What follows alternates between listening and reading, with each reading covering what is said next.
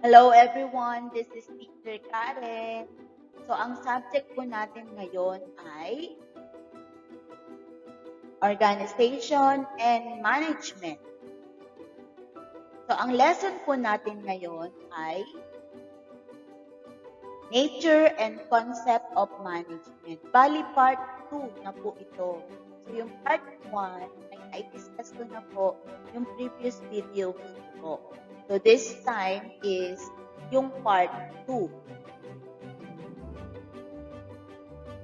So, yung topics nung part 1 ay yung definition and functions of management. And then, characteristics and nature of management. Today, ang i-discuss ko sa part 2 ay functions, roles, and skills of a manager. The functions, roles, and skills of a manager. What is a manager? Management is a vital aspect of economic life of man, which is an organized group activity.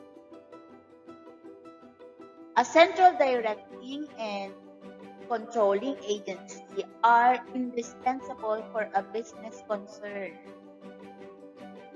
The productive resources, material, labor, capital, etc. are entrusted to the organizing skill, administrative ability, and enterprise initiative of the management. A manager achieves objectives through efficient and effective use of resources. Efficient, doing right. Effective, doing the right thing. Functions of a manager: planning, organizing, leading, controlling. Roles of manager: interpersonal, informational, decisional. Interpersonal, it involves providing information and ideas. Number 1, figurehead. As a manager, you have social, ceremonial, and legal responsibilities, source of inspiration, and people look up to you as a person with authority. That is number 1 rule or role of a manager, being a figurehead. That is under interpersonal. The second one under interpersonal is leader.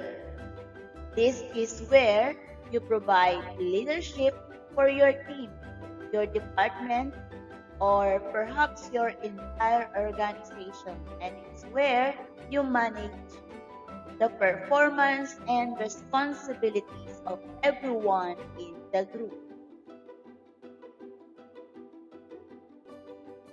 Number 3, liaison. Under, again, in interpersonal, managers must communicate with internal and external contacts. You need to be able to network effectively on behalf of your organization. Under informational, we have, it involves processing information. So we have monitor. In this role, you regularly seek out information related to your organization and industry, looking for relevant changes in the environment.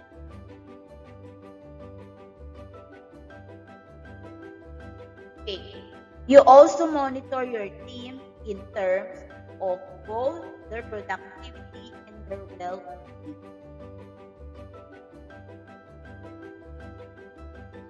Under, again, informational, disseminator. This is where you communicate potentially useful information to your colleagues and your team. Under again, in informational, we have spokesperson. Managers represent and speak for their organization. In this role, you're responsible for transmitting information about your organization and expose to the people outside it. And we have decisional. It involves using information. Under decisional, we have entrepreneur.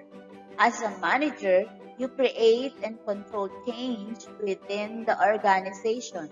This means solving problems, generating new ideas, and implementing them. Under decisional, we have also disturbance handler. When an organization or learn hits an unexpected roadblock, it's the manager who must take change.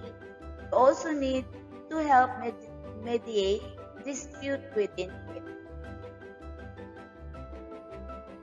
We have also under decisional resource allocator. You also need to determine where organizational resources are best applied. This involves allocating funding as well as assigning staff and other organizational resources.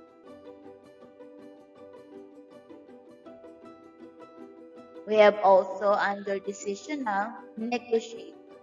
You may be needed to take part in and direct important negotiations within your team, department, or organization. We have also skills of an effective administrator or manager. We have also three areas of managerial skills and determination for which level they are characterized. Three skills of being a manager. The first one is technical skills.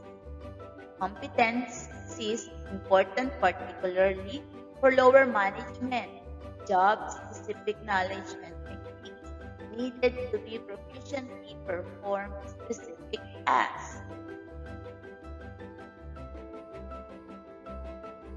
Human skills. Competencies needed for all levels of management, the ability to work well with other people, individually and in a group. Conceptual skills. Competencies with a substantial importance, particularly for top management, the ability to think and to conceptualize about abstract and complex situations.